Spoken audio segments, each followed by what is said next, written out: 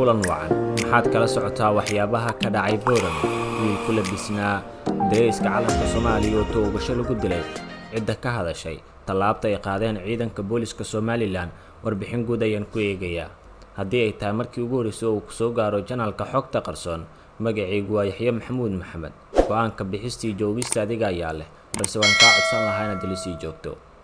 faahfaahin ayaa ka soo baxaya wiil arday ahaa ee gelinkii dambe ee shalay lagu toogtay magaalada Boorame ee gobolka Awdal ardaygaas oo lagu magacaabi jiray Ibraahim Cabdishakuur oo wax ka baranayay jaamacadda Camuud ee magaalada Boorame ayaa waxaa toogtay askari ilaala ka ah jaamacadda kadib markii sida la sheegay ay murmeen ardayga dhintay iyo askariga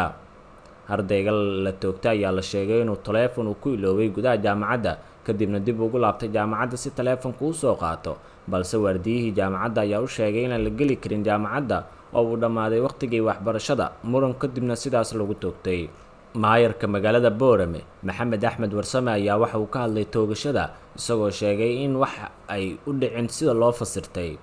wiilka waxa uu ka labisnaa dareeska calanka Soomaaliya taas waxay dhalisay su'aalo badan oo durba shacabka isweydiiyeen booliska waxa lagu eedeeyay in wiilka ay u dileen sabab la xiriirta in uu ahaa mid ku labisan dareeska calanka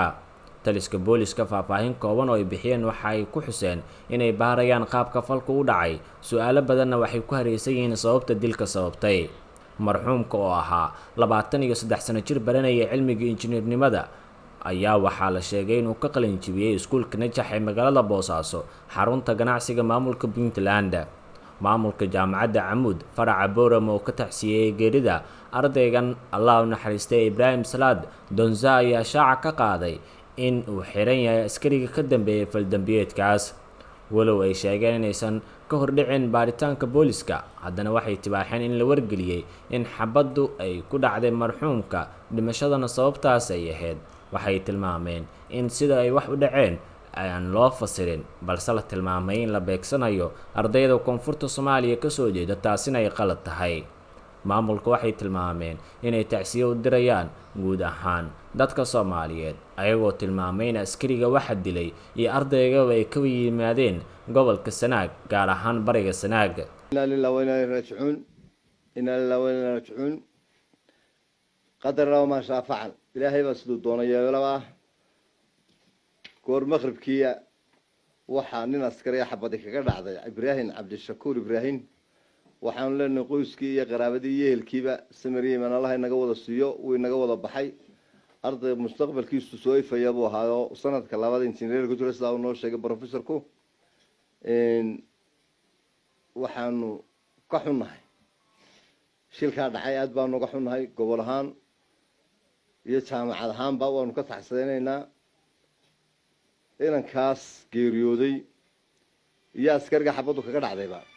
labaduba waxay ka wada yimaadeen bariga Sanaag waxaan leenahay dhammaantoodba ilaahay samiraha inaga siiyo shilkaas uu dhacay bileeska gacanta ku haya askari biliis buu ahaa baaritaan buu ku jiraa isagana kulli go'aankiisa bileeskeenu ka sugaynaa inna lillahi wa inna ilayhi raaji'uun waxaan diraynaa tacsi tiiraaye leh oo ku dhacday Ibraahim Cabdishakuur Ibraahim oo ahaa arday ku jiray jaamacadda Camuud sanadkii labaad qaybta engineerinka rasaas kaga qaraxday arday askari kamid ahaa waardiyayaashii jaamacadda waan ka xunnahay waxaan u tacsiyeynaynaa qoyskiisii qaraabadiisii ehelkiisii degmada Boorame oo ay 5 sano ugu dambeeyay deganay jaamacadda Camuud iyo qaraabadiisii iyo gobolka iyo Soomaaliland waan ka tacsiyeynaynaa mar walba shilalku way dhacayaan inna lillahi wa inna ilayhi raaji'uun askarigii gacanta geystayna wuu xiran yahay baaristiina way socotaa inna lillahi wa inna ilayhi raaji'uun inna lillahi wa inna ilayhi raaji'uun inna lillahi wa inna ilayhi raaji'uun waxaan tacsi u diraynaa qoyskii uu ka geeriyooday Ibraahim Cabdishakuur Ibraahim oo ahaa arday sanadka labaad ee kulliyadda injineerinka jaamacadda Camuud ardaygaas oo ay rasaas ka timid nin booliis ay gaadhay arrintiina booliiska ayaa gacanta ku haya baaritaankeedii ninkii shilka geystayna uu xiran yahay booliiska ahaa ardaygana saas ku geeriyooday waxaan aad iyo aad uga xunnahay gobol ahaan jaamacad ahaan iyo Soomaaliland ahaanba ardayga geeriyooday oo ka ku dhuftay iyo isagu ay ka wada yimaadeen bariga Sanaag aad iyo aad waan ka xunnahay. tani waxay durba argagax ku abuurtay guud ahaan shacabka. maayarka Boorame ayaa beeniyey wararka isla dhexmaraya oo sheegaya in ardaygaas loo toogtay inuu xirnaa calanka Soomaaliya iyo sidoo kale warar sheegaya inuu jiro dhaawac soo gaaray dhalinyaro la socotay wiilka dhintay. xaqiiqda meesha ka jirta waa arday moobilka ku soo iloobay jaamacadda wax calan ay wax hawshaas qusayana maba ahayn ayuu yidhi maayarka Boorame. ardaygan uu ku jira sanadkii labaad ee jaamacadda kana tirsanaa kuliyadda injineeriyada ayaa waxa uu sida la sheegay kasoo jeeday gobolka Bari. sida dadka qaar ay fasireenna waxaa durba lagu tilmaamay in arrintan ay tahay khilaaf ku dhexeeya Somaliland iyo Puntland oo waayadii dambe ah mid sare u kacay sida daraadeedna ardaygan sababtaas loo beegsaday. balse qaar ka mid ah odayaal dhaqameedka Boorame oo warbaahinta la hadlay waxay tacsiyo u direen ehelka guud ahaan uu ka dhintay Ibraahim, waxaana ay sheegeen in aysan dooneyn in qof ka soo jeeda koonfurta lagu beegsado deegaanada Somaliland. halkan waxaa isugu nimidnay marxuumka dhintay Ibraahim Cabdishakuur Ibraahim, ilaahay naxariis ha siiyo. qoyskii iyo qaraabadii iyo walaalihiina ilaahay samir iyo iimaan jamiil ha siiyo. allah u naxariisto. waxba sidii haddii la rado muxuu ku dhacay lama yidhaahdee maxay ku qabowdaa iyo maxay ku dawowdaa unbaa la yidhaahdaa. marxuumka ninkii gacantu kaga dhacday wuu xidhan yahay, waa buliiskaana gacanta ku haya iyo xukuumadda iyadaa haddii la dhaahdo haysa waa siday ahaan jirtay. dhammaan tarakadii iyo ehelkii uu ka tegey iyo jaamacadihii iyo dhammaan ummadda waxaan leenahay sabir iyo Allah ka siiyo, gaar ahaan waalidiintiisii iyo walaalihii iyo sabir iyo Allah ka siiyo. waxa isku kaaya keenay intayadaasina waad garanaysaano waxa weeye waa damqasho. haddii mid gobolkan ay ku dhici lahayd ama mid gobollada kale reer Somaliland ku dhici lahayd intayadaas iskuma nimaadeen. intayadaas maanta iskuma nimaadeen, laakiin waxa isku kaaya keenay cid kasta meel shafog ka yimid baa isku kaaya keentay. taasaa maanta habeennimada xilligaa isku kaaya keentay.